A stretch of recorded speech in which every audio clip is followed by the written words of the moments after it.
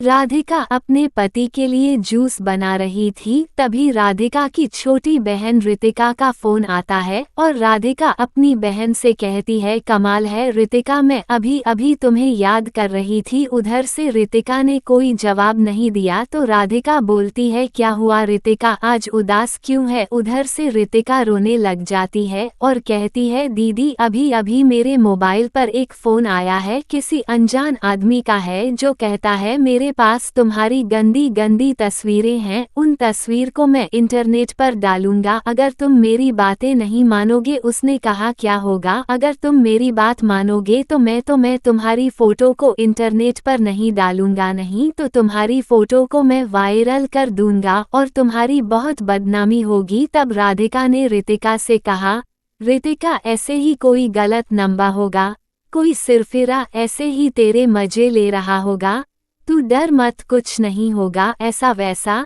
तब रितिका ने घबराते हुए कहा, दीदी मुझे उस इंसान से डर नहीं लग रहा, पर मुझे उसकी बातों से बहुत डर लग रहा है।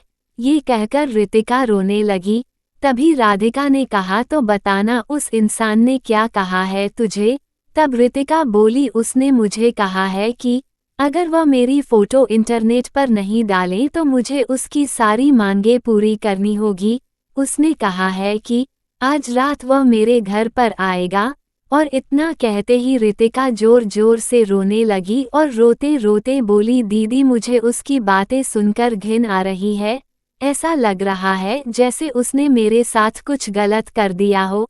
तब राधिका कहती है, मुझे नंबर दे उसका, मैं बात करती हूँ। रितिका वो अनजान नंबर और उसकी कॉल रिकॉर्डिंग अपनी दीदी राधिका को भेजती है। जब ये कॉल रिकॉर्डिंग हुई तो राधिका अपने पति को सुनाती है तो दोनों के होश उड़ जाते हैं। राधिका और रितिका दो बहनें हैं, उनका कोई भाई नहीं है, घर में केवल माँ पापा और रितिका ही रहते हैं। और विनिसा की शादी अभी 2 साल पहले ही हुई थी। घर में बस अब उसके माँ पापा और रितिका ही है। अब मोबाइल पर ऐसी धमकी भरी अश्लील बातें कोई भी बेटी अपने माता पिता को आसानी से नहीं बता सकती, इसलिए रितिका ने सारी बातें अपनी दीदी भी राधिका को बताई। अगले दिन ही राधिका और उसका पति पुलिस स्टेशन पर जाकर उस इंसान के खिलाफ पुलिस कंप्लेंट करवा आए। बाद में जब पुलिस ने छानबीन की तो पता लगा वो लड़का पूनम के मोहल्ले का ही निकला।